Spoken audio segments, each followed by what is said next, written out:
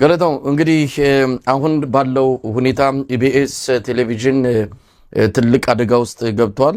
ከጉዳዩ ተመዞ የጣቢያው ባለቤቶች ጋር ሁሉ የደረሰ የጣቢያው ባለቤቶች ማንነት ጋር የደም አጥንታቸው ተቆጥሮ እነማን ናቸው ከዚህ ጋር በተያያዘ ምንድነው ሊያደርጉ የሚችሉት የሚል ነገር ነው። እንግዲህ አሁን የብልጽግና መንደር ከፍተኛ የሆነ መረበሽ ውስጥ ገብቶ የሚጨብጠውን ባጣበት ሁኔታ ብዙ ሚዲያውን ጣቢያውን ሰራተኞች የሚጎዳ እንቅስቃሴ ውስጥ ገብተዋል። ያቀረበችዋንም ጋዜጠኛ እንደዚሁ የዘር ማንነቷን ከኋላ ሄደው አጥንተው ይሄን ልታደርግ የምትችለው ከዚህ የፖለቲካ አቋም በመነሳት ነው ወደሚል ድምዳሜ እየሰጡ ያሉ ናቸው። እንግዲህ ፊት መሪ የሆኑ የብልጽግና ሚዲያዎችን ወይም ደግሞ ዲጂታል ሰራዊቱን የሚያቀርቧቸውን ነገሮች የሚያነሷቸውን አጀንዳዎች ስትመለከት ኢቢኤስ ቴሌቪዥን እሳት ላይ ተጥዷል ማለት ነው።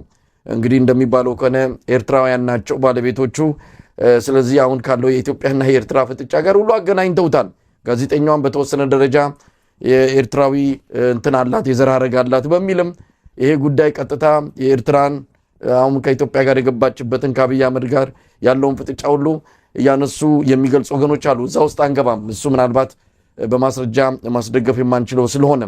ነገር ግን አሁን ባለው ሁኔታ ጣቢያው ስርጭቱን በተለይ ይህንን ፕሮግራም እንዲያቋርጥና ከዩቲዩብ ላይ እንዲያወርደው ተደርጓል።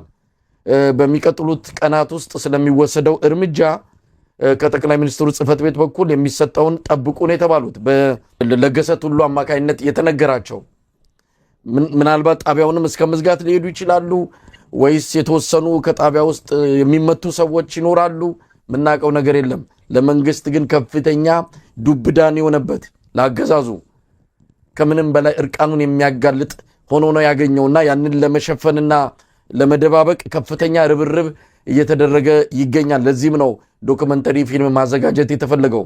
ልጅቷን በቀጥታ ለገሰ ቱሉ ደውሎ ከዚህ በኋላ ለየትኛው ሚዲያ ቃለ መጠይቅ እንዳሰጥ ከየትኛው ሚዲያ ጋር እንዳትገናኝ ማስጠንቀቂያ ተሰጥቷታል።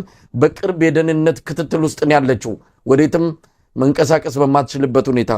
ስለዚህ እቺ ልጅ ነገ ከነገ ወዲያ በኢትዮጵያ ቴሌቪዥን በፋና በመንግስት በሚቆጣጠራቸው ሆነ በሌሎችም በዶክመንተሪ ፊልም የምትናገረው ነገር ባስገዳጅ ሁኔታ በከፍተኛ የመንግስት ጫና ማስፈራራት ለህይወቷ አደጋ እንደሚገጥማት ተነግሯት በዛ መልኩ የቀረበ መሆኑን የኢትዮጵያ ህዝብ እንዲያውቀው በሚል መረጃውን አድርሰውናል። ይህን እየተከታተሉም ያሉ ወገኖች ሌላው የሰማነው ከዚህ ጋር ባሻገርም የተወሰኑ ባለሀብቶችና ታዋቂ ሰዎች ወደ አማራ ክልል እንድትሄድ፣ ምክንያቱም አሁን ባለው ሁኔታ ደህንነቷ ጥሩ አይደለም፣ እዛ አዲስ አበባ ባለችበት ሁኔታ ድጋፍ ለሚያደርገውም ለሌላውም ደህንነቱ ጥሩ ስለማይሆን ወደ ባህር ዳር ትሄድና እዛው ድጋፍ እናድርግላት የሚሉ የተወሰኑ ቅን ሐሳቢዎች የአማራ ክልሉን የምስለኔ አስተዳደር ምክትል ፕሬዚዳንት ሲሳይ ይርጋን አግኝተውት ነበረ።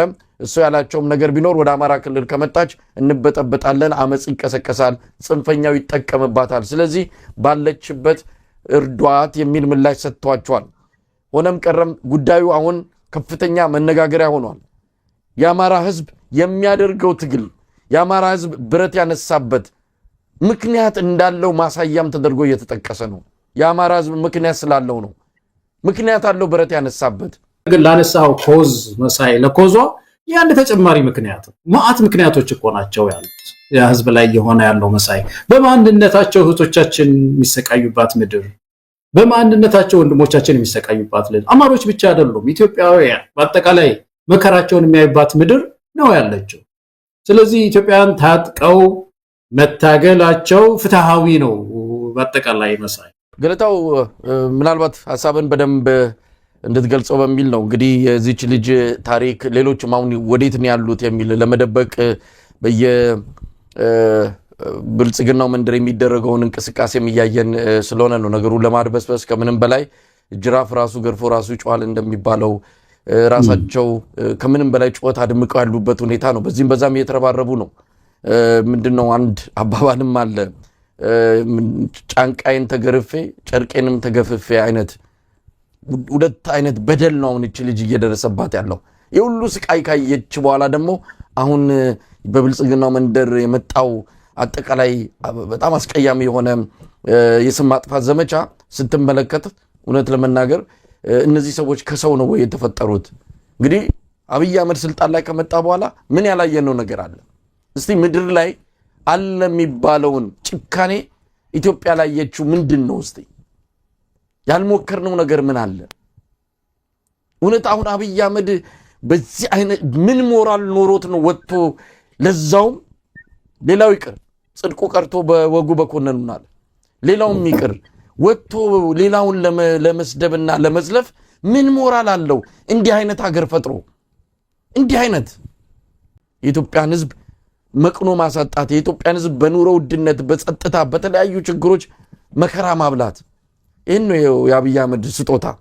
ለማንኛውም ገለታው ከዚህ በኋላ አንዳንድ ሰዎች ይሄ የአማራ ህዝብ የጀመረውን ትግል መቼም አያደናቅፉትም፣ ማንም ሊያደናቅፈው አይችልም። ነገር ግን አደባባይ የወጡ ይህን ትግል ለማጥላላት የሚሞክሩ ሰዎች ምናልባት አፋቸውን ቢዘጉ ከቻሉ ትግሉን ያግዙት፣ ካልቻሉ ግን አፋቸውን ዘግተው ቤታቸው መቀመጥ ነው ያለባቸው። ይሄ ትግል ይህንንም ለማስቀረት ነው። ይሄ ትግል እንዲህ አይነቱ መከራም ለማስቆም ነው፣ ሌላ አይደለም። መከራ የወለደው እንዲህ አይነቱ ነገር እንዲቆም የተጀመረ ትግል ነው። ስለዚህ እዚህ ላይ ምንም እንዲሁ ማመንታት የማያስፈልግ ይሉኝታ የሌለው አቋም ነው መወሰድ ያለበት። የኢትዮጵያ ህዝብ ይህን ነው መወሰድ ያለበት። ትግሉን መቀላቀል ነው። ብረት ማንሳት የሚችል ብረት ያንሳ። በህዝባዊ አመጽ በተለያየ ይህን መንግስት ማዳከም በሚችለው በማንኛውም የትግል እንቅስቃሴ ወደ አጠቃላይ ህዝባዊ ንቅናቄ መግባት አለበት። ለነገ የሚታው አይደለም። ወደ ኋላ ላይ እናነሷለን። ይኸው በኑሮ ውድነት አሁን የነዳጅ ዋጋ ጨመረ፣ ገና ሰኔ ላይም ይጨምራል። ወዴት ይሄ ህዝብ ወዴት ይግባ? ለማንኛውም ገለታው እስቲ እንደማጠቃለያ ብለው ለኢትዮጵያ ህዝብ ይሄ ከምንም በላይ ማንቂያ ደውል ነው። ታገል፣ ባገኘው የትግል ስልት ታገል። ያለ ትግል የሚመጣ ነፃነት የለም የሚለውን በደንብ አስመረን ማለፍ ያለብን ይመስልናል። ትክክል። አንዳንዴ በደሎች ሲበዙ የሚመጡ በደሎች ሁሉ ሊያነቁን፣ ቁጭት ውስጥ ሊከቱን ይገባል እንጂ እንዳያደነዝዙን መጠንቀቅ አለብን። መሳይ የደነዘዝን ሄደን ዝም ብለን በደል የምንቆጥር የምናነባ ብቻ ሰዎች ከሆንን አይቆምም። አሁን ምንድነው ብዙ ጊዜ ይሄን አብይ አህመድን ስንወቅስ እንደው የተለየ ፍጥረት አድርገን ለማቅረብ ለፕሮፓጋንዳ እንዲጠቅመን ምናምን ሰዎች ሊመስላቸው ይችላል። አይደለም። ይሄ በዓለምም ታሪክም የታየ አምባገነኖች ስልጣን ላይ ይቆዩና እጃቸው በየጊዜው በደም እየጨቀየ ይመጣል። ከስልጣን ከማፍቀራቸው የተነሳ ገንዘብ ከመውደዳቸው የመነጨ በብዙ አሻጥር ውስጥ ራሳቸውን እየከተቱ ይቆዩና በተጠያቂነት ስሜት ውስጥ በየቀኑ እግራቸው እያጠለቀ በሄደ ቁጥር ጨካኝ ይሆናል። ይሄ የታየ ነው በብዙ ሀገር ውስጥ ሲበዛ ጨካኝ ይሆናል። አንዱ ችግር ሌላውን ችግር እየወለደው ሲመጣ ያንን ችግር ለማጥፋት ሌላ ወንጀል ይፈጽማሉ። ከሰው ተራቀስ እያሉ ይወጣሉ። ቁጭት እናዳብር መሰለኝ። ውስጣችን በቁጭት መንፈስ የታጠቀም ትጥቁን ያጥብቅ። ህዝባዊ ቢተኝነት በከተሞች ይነሳ። የዚችን ልጅ ፎቶ ይዘው በፌስቡክ በማህበራዊ አብዮት መነሳት የለበትም ወይ? መቀጣጠል የለበትም ወይ?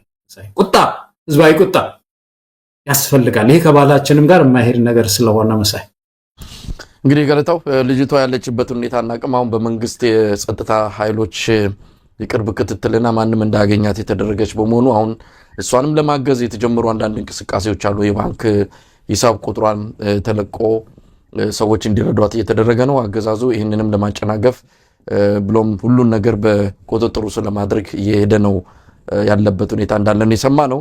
ከዚህ በተጨማሪም ደምቢዶሎ ዩኒቨርሲቲ ያወጣውን በጣም አሳፋሪ መግለጫ በመደገፍ በጣም ገለታ እውነት ለመናገር በዘር መስመር ላይ ዩኒቨርሲቲዎች ራሳቸው የዘር መስመርን ተከትለው ነው አንዳንድ ነገሮችን እንዲህ አይነት ጉዳዮች ላይ አቋም የሚይዙት። አሁን ምንድነው ያሰላ ዩኒቨርሲቲ መግለጫ አውጥቷል። የደምቢዶሎ ዩኒቨርሲቲን አቋም በመደገፍ ምን አገባው? ምን አግብቶት ነው? ያሰላ ዩኒቨርሲቲ ምናልባት ደምቢዶሎ ኦሮሚያ ክልል ስላለ ኦሮሞ ተቋም ነው። እንግዲህ ዩኒቨርሲቲዎች እስከምናውቀው ድረስ በፌደራል መንግስቱ በትምህርት ሚኒስቴር በኩል የሚተዳደሩ ናቸው፣ የክልልም አይደሉም። ለማንኛውም ግን ደምቢዶሎ ዩኒቨርሲቲ ያወጣውን መግለጫ ለዛውም በጣም አሳፋሪ የእኔ ተማሪ አይደለችም ምን ማለት ነው? ማህደር እንደሚያጠፋ ይታወቃል። የታለ ማህደሯ? እሷን የሚመስል ደረሰኝ ምንድነው ማስረጃ እኔ ጋር የለም። ስለዚህ የስም ማጥፋት ዘመቻ ነው የተካሄደው። ይህንን በመደገፍ የአሰላ ዩኒቨርሲቲ መግለጫ ወጣ ሲባል እቺ ሀገር ወዴት እየሄደች ነው ያለችው? ስለዚህ ዩኒቨርሲቲዎችም በዘር መስመር እንግዲህ ነገ ደግሞ ተነስቶ የባህር ዳር ዩኒቨርሲቲ ልጅቷን በመደገፍ መግለጫ እንዲያወጣ ነው። ሰብአዊነት ቀረ። በጣም ያሳዝናል። ይሄ ሰውዬ ወዴት አይነት ገደል ውስጥ እየከተተን እንዳለ በደንብ የሚያሳይም ክስተት ነው ማለት ይቻላል። ለማንኛውም በዚህ ጉዳይ ላይ ያሉትን መረጃዎች እንከታተላለን። ኢቢኤስ ቴሌቪዥን እሳት ላይ ተጥዷል። በኢቢኤስ ቴሌቪዥን ላይ ሊወሰድ የሚችለው ቀደም ሲል እንዳልኩት ነው ከኤርትራ ጉዳይ ጋር በተያዘ ባለቤቶቹ ኤርትራውያን ናቸው። ያቀረበችው ጋዜጠኛም ከኤርትራ የዘር ሐረግ አላት። ስለዚህ ጉዳዩ የሚል የብልጽግና መንደር ጫጫታም አለ።